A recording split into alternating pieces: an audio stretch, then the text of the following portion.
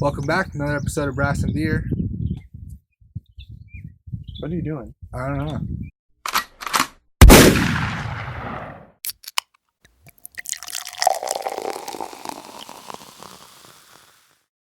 Welcome back to another episode of Brass and Beer. Today we're out in the field shooting the Springfield XDS 45. Garrett, what kind of ammo are we shooting? Today we're going to be shooting Winchester 230 grain with 45 full metal jacket, their value pack. Just kind of a cheaper round. Yep. Not going to be the full kick of the 45, but still have a good punch to it. This is of course the subcompact, so it's going to have 5 rounds plus 1 in the chamber.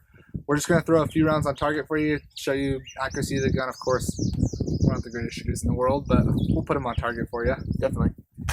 One thing we forgot to mention in the review video is how impressed Springfield actually hooks you up with the subcompact for the 45 XDS.